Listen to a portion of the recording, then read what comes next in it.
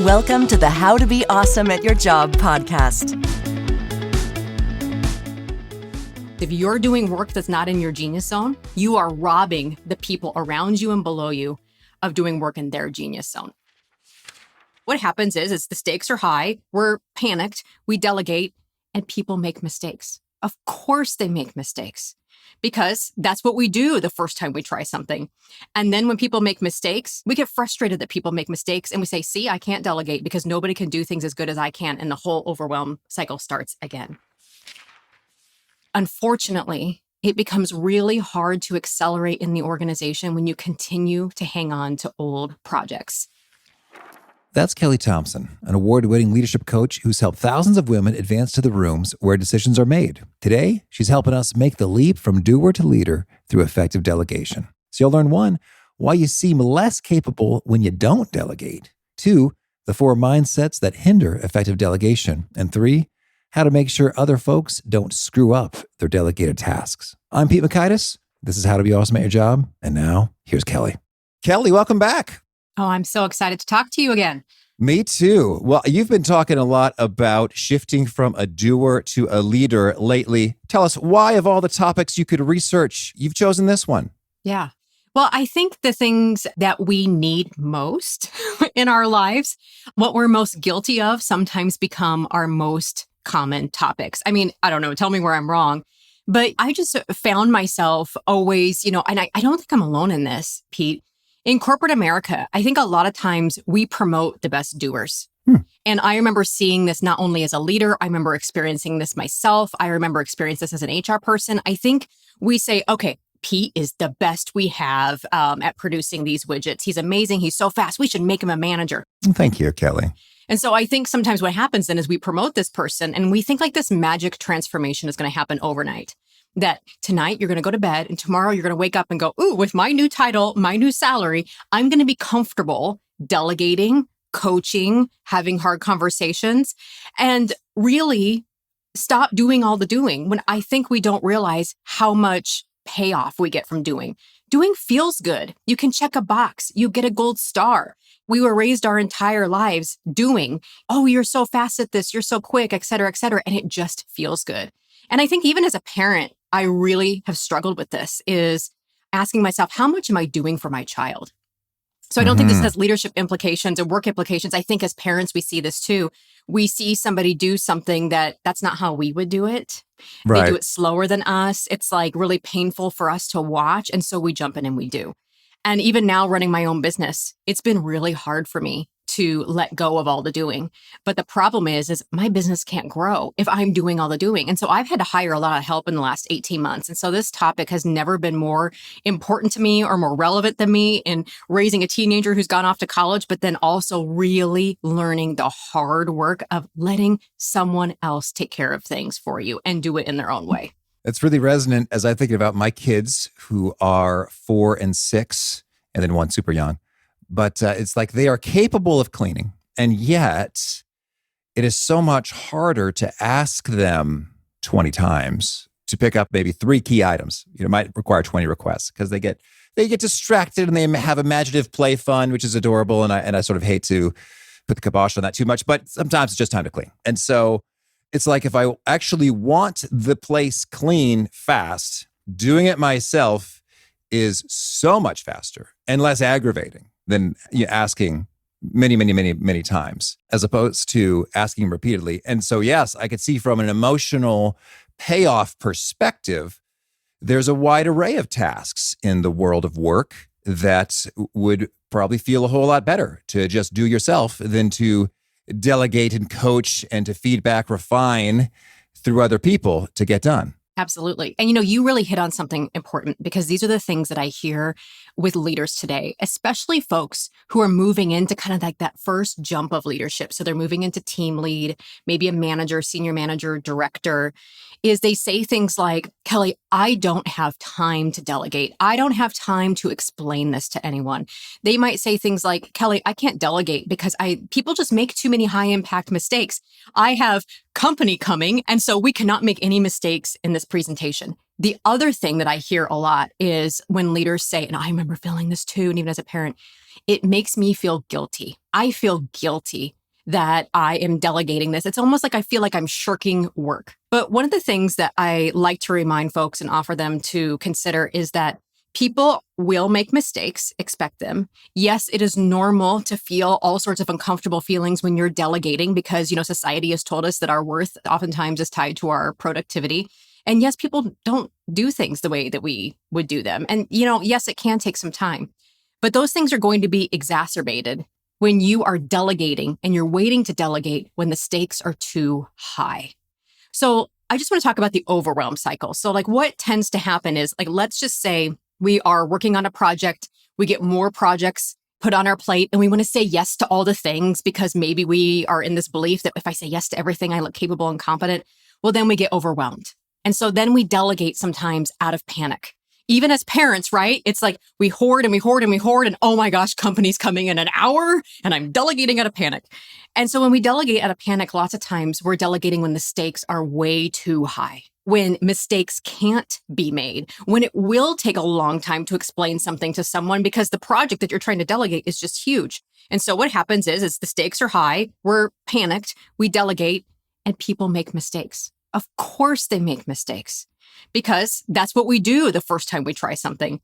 And then when people make mistakes as leaders and as parents, we get frustrated that people make mistakes and we say, see, I can't delegate. I have to take this back. I have to jump in and fix it. And so then we jump in and we fix it and we tell ourselves a story. See, I can't delegate because nobody can do things as good as I can. And the whole overwhelm cycle starts again.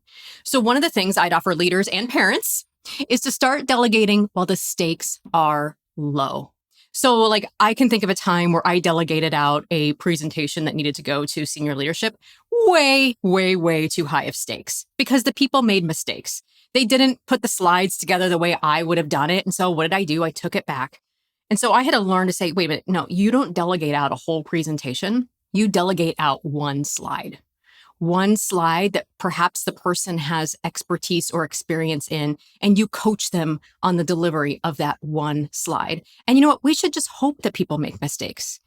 Because if you're delegating when the stakes are low, there's low impact. In fact, those mistakes can be used for learning, right? When there's a mistake in that single slide, we can have a coaching moment about it. We can start to talk about it. We can start to talk about delivery and presentation and those sorts of things. And so my challenge for you is to really think about how can I start to delegate when the stakes are low? And if you are panicked about someone making a mistake, the stakes are still too high. Let's cut it in half. Because here's the thing. We've all learned through making mistakes and that uncomfortable learning and growth moment. And I think lots of times we feel guilty that we're dumping or shirking work when in fact the opposite is true. And Gallup research shows us one of the number one things that keeps people engaged is the ability to learn and grow on the job. And so if you're hoarding all that work, you are not allowing people to learn and grow. And so how can we create those safe spaces for people to learn and grow? And that's with very low stakes delegation so that they can build their reps and their confidence. So when the stakes are high, we've got some reps under our belt. Well, Kelli, can you tell me really what's at stake for someone who's an emerging leader who has done a smidge of delegating and coaching and is thinking, this isn't working so well for me, so they haven't really embraced it. And they are continuing to do a lot, maybe 80% plus of what they were doing before they started taking on the leadership responsibilities as well. Just how bad is it to keep on rolling that way if it's comfortable and you know you're awesome at your job? Yeah, honestly, that I think is the biggest hurdle is you got promoted because you were awesome at your job. And so when you get promoted into leadership, guess what? Because you're awesome at your job, you get more projects because they hope that you continue to be awesome at your job. But now you not only have doing responsibilities, especially if you're a working manager, you have doing responsibilities or stuff you still have to get done. But now you also have to hold team meetings, coach your team, develop your team, think strategically, plan for the future. And so what I see happen sometimes, and I think what the consequences are of this, is these leaders keep saying yes to these things. And then they often get told, well, you're not being strategic. Well, because I haven't left any time to be strategic because I'm still doing all of the doing. The other thing that I see happen is burnout. More than ever with my own clients, lots of times they're coming to me because they are so burnt out. And when we do a little bit of a calendar audit, one of the things that we're seeing, and like a calendar and an energy audit, one of the things that we see is they are still holding on to and attending meetings that their team members are in. They should have stopped attending that meeting, 6 months ago. They're still hanging on to work projects that are no longer a development opportunity for them. They still just keep doing them because it feels good and they get the rewards and the accolades, but they're exhausted because they're still doing all the doing. They're still saying yes to all the things and they haven't delegated down. The real impact though, and where I see this, especially with the clients that I coach, because they're coming to me wanting to accelerate in the organization. But unfortunately, it becomes really hard to accelerate in the organization when you continue to hang on to old projects. So let me just kind of give you an example of what happens. So they hang on to projects because they are the expert in what they do. And lots of times that first promotion into leadership, we are managing people in which we have also done the work. And so you know what that means? It's so easy to jump in and do and help and all the things. But as you want to get promoted into leadership, guess what's going to happen? You are going to start to inherit teams in which you have never done the work. Yeah. And we see that with senior leaders all the time. They manage teams in which they've never done the work. And so lots of times there's like a crisis of confidence that happens because before they got all their confidence and leadership expertise because they knew the work. But now they're managing teams in which they don't know the work. And so they have to learn how to lead in a whole different way. And that's why delegation becomes so important. One, because you're going to need to learn how to expand your leadership team to coaching people in which you've never done the work. So you can't do anymore, but now your job is to coach, to motivate, to inspire. And you can't do that if you are still hanging on to all those pieces of work that you know how to do and you can jump in and do it better and faster. It becomes a real kind of skill and confidence crisis as people want to accelerate in the organization. And lots of times it can really keep them stuck if they're unwilling to start to delegate when those stakes are low and test and trust people. Kelli, that's powerful. And what a compelling case there. So when you're doing the stuff that you need not be doing, you're going to burn out. You're not developing. It might feel good in the moment, but developing also feels really good. So, you could just trade for another source of work pleasure if you're doing the stuff that is developmenty instead of not developmenty. And then ultimately you're going to be capped in terms of what your career progression. It's like, I guess you just don't have the capability to lead folks doing work that you have not done before because you're not sort of inching in that direction. Okay.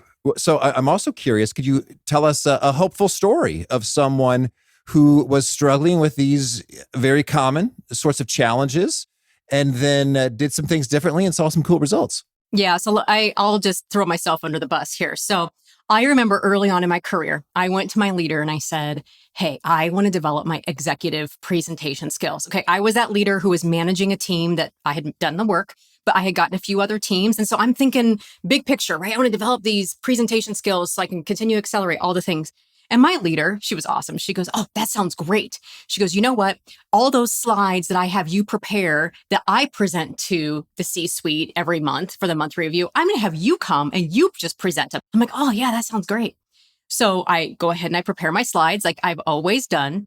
And we go to the top floor of our building, but I'm meeting with like the CEO of the company, my boss's boss. I think the CFO was there too. And I start presenting.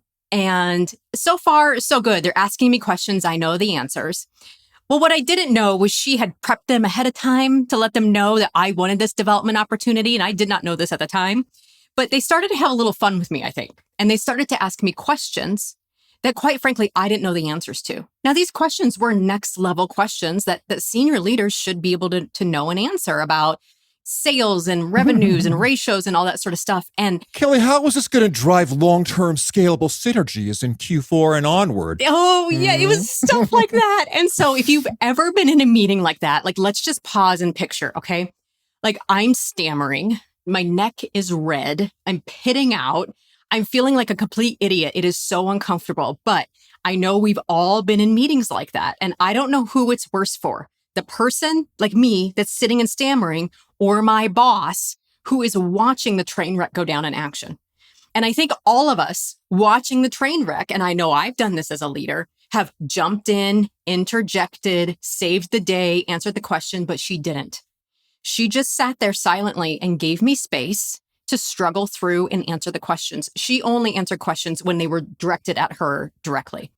And so the meeting finished and we get in the elevator and we ride all 40 flights down. And she looked at me and she said, "So how do you think that went?" And I'm like, "Oh my God, it went terrible," and all the things. And she goes, "You know what, Kelly?" She's like, "I prepped them a little bit. They were having a little fun at the end." She goes, "But those questions are things that you're going to have to learn how to answer." So she goes, "I have a question for you.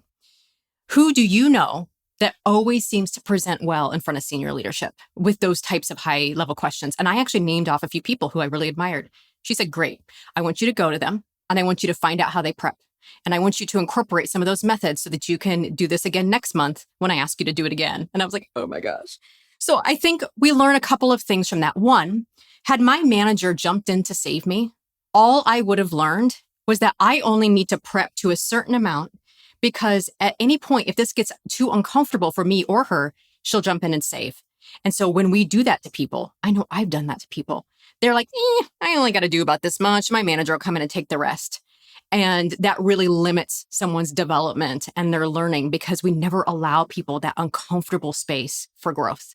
So one, she did not jump in and save me. Number two, she did not tell me what to do. She just said, "How do you think that went?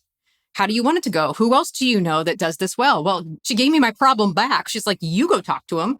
You go figure out new ways, and then let me know how you're going to present differently the next time." And so she really let me own that discomfort and that struggle. And while it didn't feel good, she still provided a lot of empathy. "Hey, we've all done this the first time. This is totally normal. They were testing you a little bit so you can relax. You didn't kill your career," right? There's lots of empathy and compassion, but there was also this, "Hey, you have a new problem to solve, and how are you going to go about that for your own personal development?" Mm-hmm. Oh, that's beautiful. Thank you, Kelly. Well, now can you share with us what are perhaps the mindsets we need to adopt in order to pull this off effectively?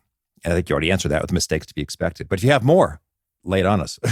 There is. And so maybe you can ask yourself these questions. I've found in my own life and in all of the hundreds of clients that I've worked with, there are 4 mindsets that keep us saying yes instead of saying no. And when I say yes, it's doing all the doing, saying yes to all the things.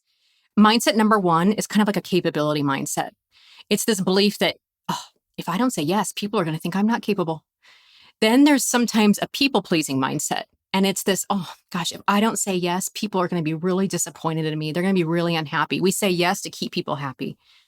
Then there's mindset number 3. These are our responsible caretaker mindset folks, where they're like, I have to say yes so that I look responsible and people know that I support them. And then the 4th mindset that I often see is of like a perfectionist mindset. I have to say yes so that I look perfect. And then I'm going to stall on this thing until it is perfect. And so I think sometimes just by recognizing what's happening in that moment can bring a little bit of self-aware so you can pause. And that way, when your leader comes to you and says, "Hey, can you take on this massive project?" Or when you think about continuing to do the things instead of delegating, it's like, wait a minute. Why am I hanging on to this project? Why do I feel that I am the only one that can do this? I know for me personally, capability mindset was a big thing. Well, if I delegate this and I delegate all this work, people are going to think I'm not capable. And that's going to show up in my performance review, and my manager's going to get upset, and I'm going to get fired, right? We go down the whole spiral. So maybe just really think about, what is that mindset that keeps you saying yes? And then ask yourself, could the opposite actually be just as true? I know one of the things that I've learned in my own life, and I know my clients have learned, is that sometimes when I say yes to too much, people actually start to question my capability. Why? Because I've said yes to too much. My quality suffers. I turn stuff in late. I don't get back to people when I've promised them. And so now all my fears about looking incapable have come true. And so I think that would be the first place that I would really start, is just to go inward and be like, why am I keeping this? Why am I taking this on? Why am I saying yes when I should be delegating and coaching others? And so something to take a look at. That's powerful. It's funny, when you say yes too much, people's perception of your capability declines. And where I thought you were going to go with is, if there's a restaurant that has everything in the buffet, like, we got pizza and French fries, and burgers and sushi and lo mein, it's like, I don't know if you're actually capable of making all of these items well. I have actually sort of less faith in this restaurant as being able to do that. So is that also a phenomenon that happens in the human work perception of each other's skills domain? I imagine it would. What's your experience? Yeah, absolutely. So I often call this rust out. It's a type of burnout. And so you're right. what can happen because I'm people pleasing or I want people to see that I'm capable or responsible? I'm going to say yes to all the things.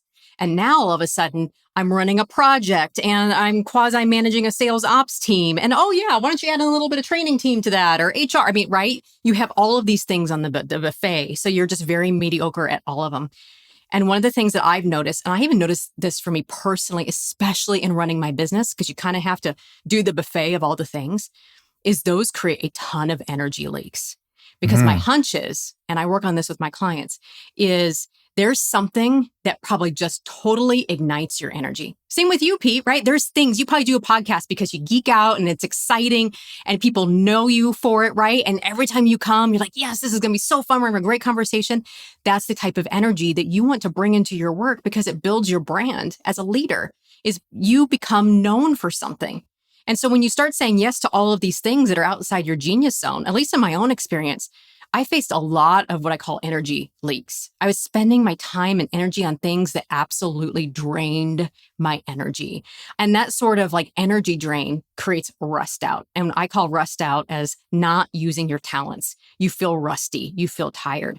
And actually it's a type of burnout. And so I love that you brought up this restaurant that offers too many things on the menu because they're not known for anything. They're not doing that one thing that they can do in their genius zone and offer it excellently. So they become known all over town as the place to go for that thing. And I don't think leaders are any different. I think it's so important to find that genius zone. What is it that you've been put on this earth to do? Where do you make the biggest impact for your organization, drive the most revenue, save the most money? And how do you delegate everything that isn't that? Because my hunch is if you're doing work that's not in your genius zone, you are robbing the people around you and below you of doing work in their genius zone. I can't work on a pivot table, but you know what? I've got somebody on my team that Excel and pivot tables and numbers is their genius zone. Why would I rob them of that and do it in a mediocre way that just burns me out at the end of the day? That's beautiful. And it's so true in terms of, I think we can all think of tasks that we're fired up to do and tasks that we really, really, really dread doing. And then afterwards, we just feel not great. I also like what you had to say with regard to when you delegate, mistakes are to be expected. And this brings me back to one of my favorite conversations, episode 528 with Aaron Levy, is that we have an expectation of iteration on certain things and other things we don't. And that's really intriguing is if you look at that, where you have it. And it's funny, I've been working with a composer to redo the music here. Shout out to Break Master Cylinder. And it's been really cool how we've been going through a lot of iterations, and I don't mind. And I actually really appreciate Break Master Cylinder for going through that with me. I appreciate that patience. Like, okay, hey, here's the 8th version. Tell me what you think about these things. And yet there are other times in which if it doesn't come back perfect the first time, I'm really annoyed and irritated. And so I'm like, what's that about? I think it has more to do with me than the person who's sending me something. And I think that's just an intriguing area to explore within our own psyches is where do we expect mistakes and iterations and where do we not and why? And is it fair? Can you help us sift through a little bit of this mess, Kelli? Yeah. So I learned this lesson the hard way, as all hard things are learned. First, when I switched jobs, when I switched careers and switched industries. And the second time I learned it was when I launched my own business. And so I remember switching. I moved from banking and I went to like a healthcare tech startup. And in my first 90 days, and I see this a lot with my clients too, I think like there's this expectation that like I'm going to go in and I'm going to knock their socks off and I'm going to do all the things and achieve all the results in 90 days or less. And it doesn't happen that way. And in fact, a lot of times you kind of push people the wrong way. People are like, gosh, who's this person coming in and pushing their agenda? I had to learn a different way. I had to learn that actually your first 90 days should be about learning. How much can you learn? How much can you ask? How curious can you be? And when I was working for that tech startup, I had the gift that I didn't know it was going to give me, reading The Lean Startup. So good. Eric Ries, shout out in the show notes, link it. It's so good. And if you don't have time to read it, just watch the YouTube summary. You're going to get everything you need. When I started my own business, I totally had if I'm going to launch this, it better give me all the results I want. But thank goodness I had read that book, because I had to change my mindset that when we try something, when we test something, when we delegate something, our goal should not be results. Our goal should not always be revenue or perfection or excellence. Our goal should be learning. Because if we can go in with like that curious, iterative, experimenter's mindset, Pete is the only reason I'm still in business 5 years from today, and I haven't totally like burnt myself out or had unrealistic expectations. But it's just way more fun. It is just so much more fun to be like, I'm going to just test this and just see what happens. See how the world responds to it. Like when your only job is curiosity and learning, it is so much more fun. It is so much more freeing. Like I know so many people who beat themselves up, and it causes depression, burnout when they launch something and they expect it's going to be perfect on that first iteration. Like what pressure to put yourself under as a leader, and what pressure to put people under. So I just find personally, it is way more fun, and it is so much easier to be a leader for the long game or be in a business like mine for the long game when you are just thinking about iterating and testing and learning and just seeing what the world gives back to you. Mm-hmm. It's so true. And I recently did a keynote speech to a bunch of creators, and it was really fun. I sort of shared, hey, here's 10 of my creations from books to podcast to whatever. And you're going to vote in advance. Was it a hit or was it a dud? And then I will tell you afterwards, and then what lessons I learned. And so it's kind of a fun format we did. And it was intriguing that as I took this stroll through memory lane, the majority of the things I created were a dud, particularly the first time around. And then it took some iteration, or you scrap it, like you learn something. And one of the biggest lessons learned is just about sort of validating a concept before you build it. There's some more lean startup action for you. And so, but it was really cool. Someone in the audience, shout out to Jonathan Blevins, said this was so encouraging because I'm embarking on this thing and I've put all this pressure on myself. Like this really has to succeed. It really has to succeed. But no, it could fail and that can be fine.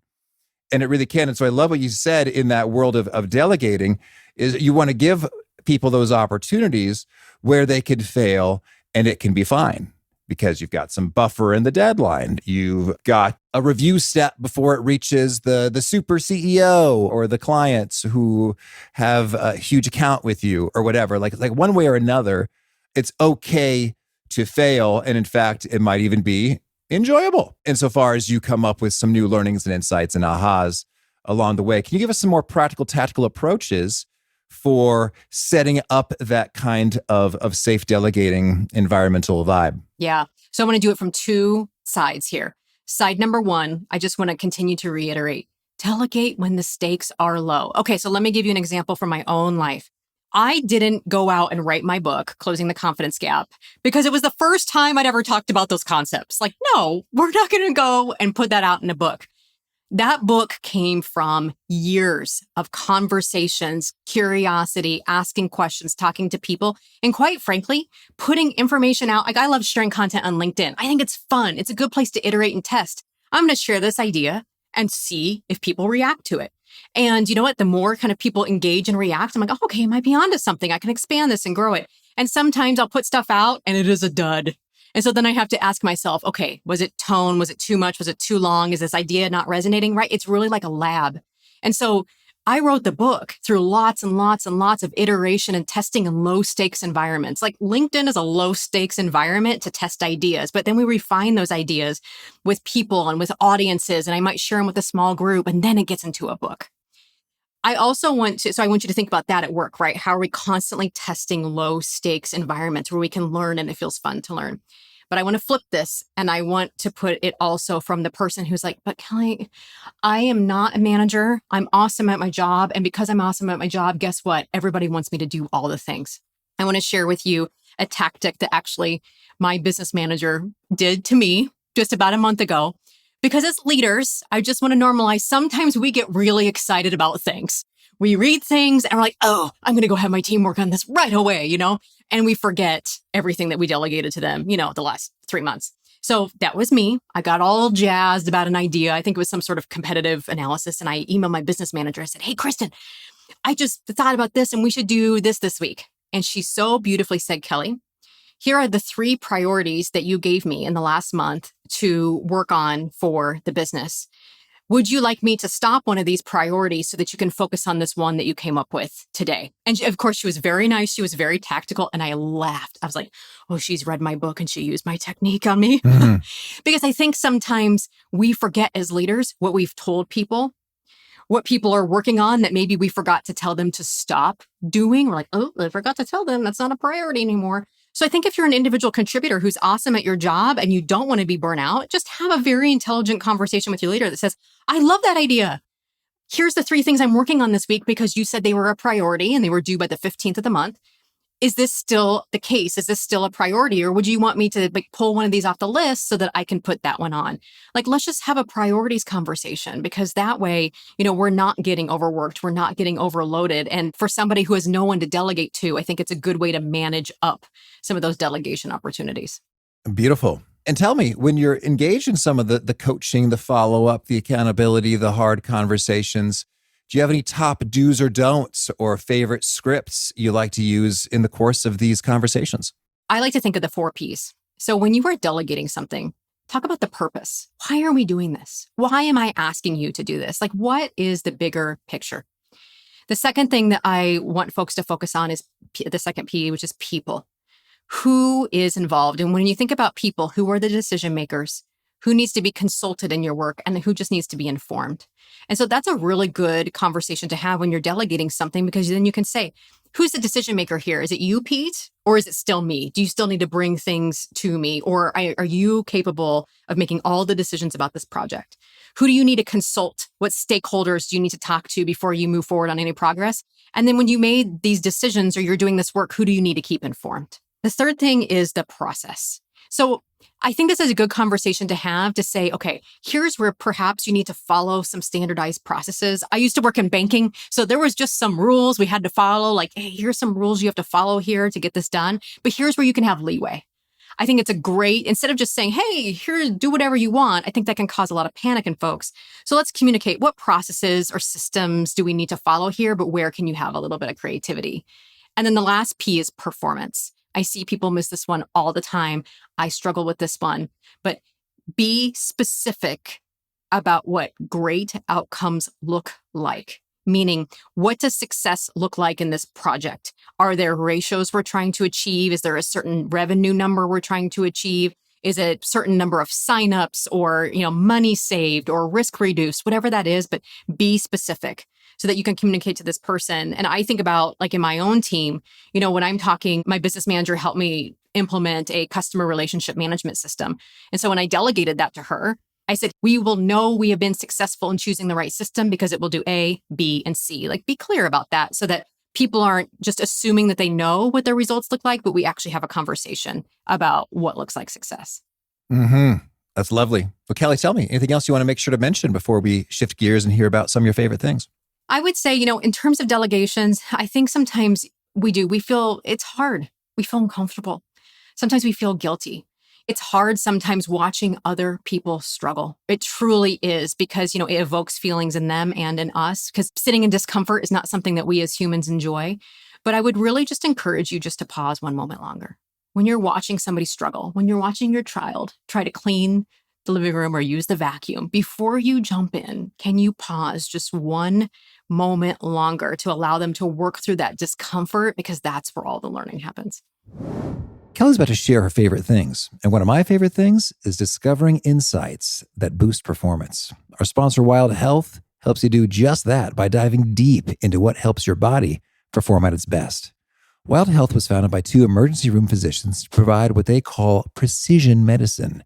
They use your genetics, biometrics, and lifestyle data to help you determine what your body needs as far as nutrition, exercise, sleep, supplements, and more so you can function at your best now and in the long run. Here's a wild stat. 89% of Wild Health patients showed improvement when they discovered a previously hidden cause of brain fog or drowsiness in their report. And oh my, that report, it is my favorite. 45 gorgeous pages of custom insights unique to your body, along with clear, actionable recommendations. And I get support from a real human doctor plus a health coach to help me implement them. Color me impressed. Wild Health is generously extending How to Be Awesome at Your Job listeners 20% off the cost of membership with the code AWESOME. So head on over to wildhealth.com/awesome and use the code AWESOME at checkout. Make the commitment to yourself to start taking control of your health today at wildhealth.com/awesome. And now could you share a favorite quote, something you find inspiring? Because I love to play the long game, I've been really reciting this quote back to myself, which is, consistency isn't sexy, but it works. Just showing up every day, playing the long game, keeps you from burning out. And a favorite study or experiment or bit of research? So every year, I love the McKinsey and Lean In Women in the Workplace report. It comes out every year, usually November-ish of every year. And the one I've especially been focusing on is that first promotion that happens. And so what they find is that the talent pipeline breaks down because for every 100 men that are promoted, 87 women are promoted. And as those job roles continue to accelerate in the organization to the C-suite, it gets less and less and less and less. Okay. And a favorite book? My favorite fiction book I read in the last year was Lessons in Chemistry by Bonnie Garmus. It is fiction, but it does read like nonfiction when it talks about, again, women's role in the workplace in which it takes place. But the book I waited way too long to read was Never Split the Difference by Chris Voss. Oh, yeah. We had him on the show. Yes. I won't give too many spoilers, but I will say that is not a negotiation book. It is an emotional intelligence and empathy book. And I highly recommend all leaders read it. And how about a favorite tool? Something you use to be awesome at your job? I don't know what I do without Calendly. It makes everything so easy, so much less back and forth. Me too. And a favorite habit? My favorite habit is to lift weights almost every morning. And is there a key nugget you share, something that really connects and resonates with folks? They quote it back to you often? Confidence is a side effect of taking action. I think all too often we wait until we feel confident to take action, but it's after we take the action that we actually feel the confidence. Mm-hmm. Okay. And if folks want to learn more or get in touch, where would you point them? You can go to my website, www.kellyraythompson.com. I'm Kelli with an I and an R-A-E. The two places I hang out on social are LinkedIn. So find me at Kelli Thompson or Instagram at Kelli Ray Thompson. All right. And do you have a final challenge or call to action for folks looking to be awesome at their jobs? I would say find that one thing, one tiny thing. Even if you don't manage people, I bet you can do it in your personal life. What's one low stakes item that is draining your energy that you can delegate either to your children, to an outside company, or to somebody on your team? Beautiful. Well, thank you, Kelli. I wish you many successful delegations. Awesome. Thank you. I love what Kelli had to say associated with, yes, just expect mistakes are going to happen. And given that, create the environment, the context, the safety, the guardrails, the buffer, whatever you need to, so that mistakes can happen. You can respond to them, correct them. Folks can learn from them, and folks are leveled up so that you can continue to delegate more and more and more and get out of that overwhelm cycle. Great stuff from Kelli. If you'd like this and all conversations with How to Be Awesome at Your Job, guests, past, present, and future, in a quick email summary, sign up for the gold nuggets over at awesomeatyourjob.com. And for particular transcript, show note links on this episode, you can find that at awesomeatyourjob.com/EP929. Hope to catch you next time, and peace. Thanks for listening. To get the most out of the show, we recommend two key things. First, check out the extra resources at awesomeatyourjob.com. You can find this episode's transcript and links, as well as the perfect episode for your situation. You can search the full text transcripts of hundreds of episodes or explore episodes tagged by topic and competency covered. Second, subscribe to the podcast and get future episodes automatically. You can subscribe by telling Siri and several other smartphones and speakers, subscribe to the How to Be Awesome at Your Job podcast, or by tapping subscribe in your podcast player of choice. If you'd like some extra help figuring out podcasts and how subscriptions work, visit awesomeatyourjob.com/subscribe for guidance. Hope to catch you on the next episode of How to Be Awesome at Your Job.